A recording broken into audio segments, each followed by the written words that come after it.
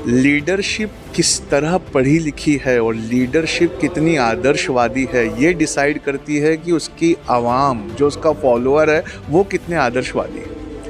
अगर आप नाथूराम गोडसे को पढ़ाएंगे तो एक दिन ज़रूर इसके विपरीत रिजल्ट्स आएंगे।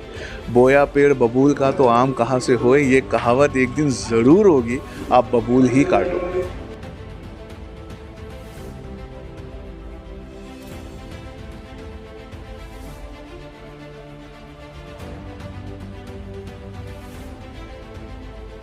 तो सर, असरा फाउंडेशन की जानिब से आज ये प्रोग्राम रखा गया था।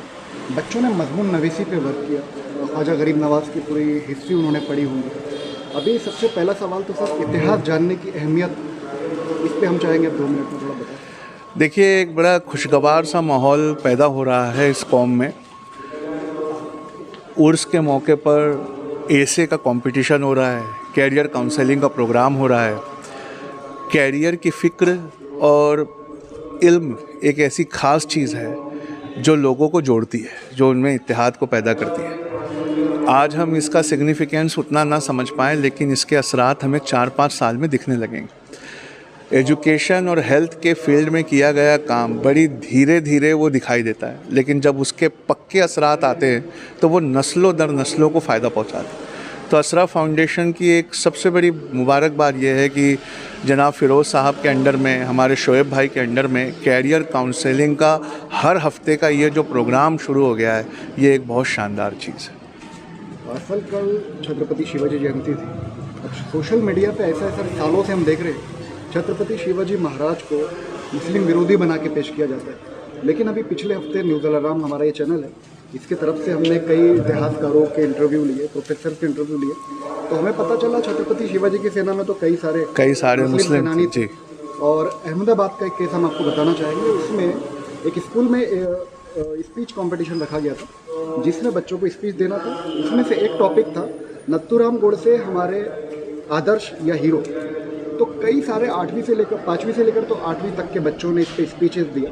पहला प्राइज़ उसे मिला जिसने नथुराम गोडसे पे स्पीच दिया। तो इतिहास को बदलने की कोशिश की जा रही है। देखिए, मैं आपका वक्त इस बात पे तो नहीं ख़राब करूँगा कि शिवाजी के कितने सेनापति मुसलमान थे। उनके नेवल चीफ़ का नाम सिद्दी मौला था। आगरा से जब वो एस्केप हुए थे तो उनकी जगह जो सोए थे उनके जानिसार, वो भी मुसलमान थे।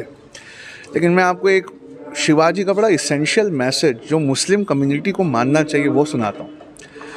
शिवाजी की ज़िंदगी का एक बहुत शानदार मैसेज ये था कि दिल्ली में कोई कितने भी पावर में हो, उसके सामने झुकना नहीं है। आज मुझे लगता है कि उनकी ज़िंदगी का ये इसेंशियल मैसेज मुसलमानों को मान लेना चाहिए कि दिल्ली में चाहे वो कितने भी पावर में हो और वो आपको कितना भी झुकाना चाहे, लेकिन शिवाजी के आदर्शों पे चल के आपको झुकना नहीं चाहिए। अब रह गया नाथूराम गोडसे, जिनके ऊपर में मजमून नवीसी की जा रही है, ऐसे कंपटीशन करवाया जा रहा है गांधी के इस देश में।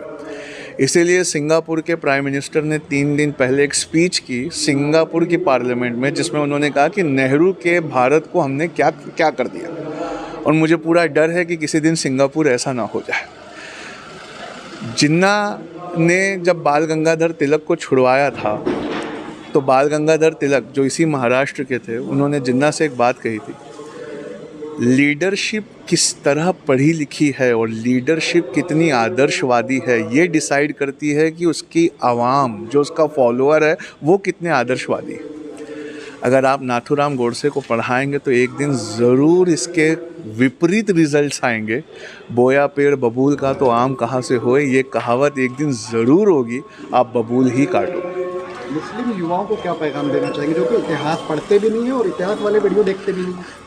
मुस्लिम युवाओं से सबसे ख़ास मेरी गुजारिश ये है कि आने वाले ज़माने के हिसाब से हर कैरियर में चेंजेस आने वाले हैं।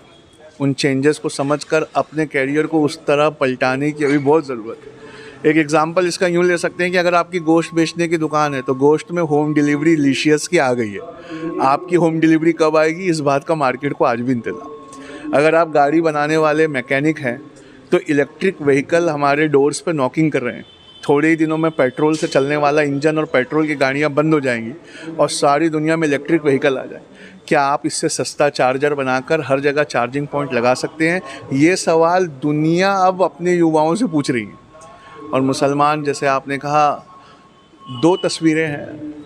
ये अफसोसनाक बात है कि कुछ लोग हैं हमारे जो अभी तक इस बातों पर, इन जलने वाले क्वेश्चंस पे नहीं सोचते, लेकिन मैं थोड़ा सा उम्मीदवार हो गया हूँ क्योंकि पिछले 1.5-2 साल से मैं अपने स्टूडेंट्स में, अपने टीचर्स में और ख़ासकर अपने युवाओं में एक बेहतरीन फ़िक्र देख रहा हूँ। और ये फ़िक्र धीरे धीरे उरूज में आई है और इस फ़िक्र को बचाए रखने के लिए दिल्ली में जो ताकतवर लोग हैं उनका वहाँ बैठे रहना ज़रूरी है। अगर वो चले गए तो ये जो थोड़ी मोड़ी फ़िक्र हमारे अंदर पैदा हुई है ये भी चली जाए।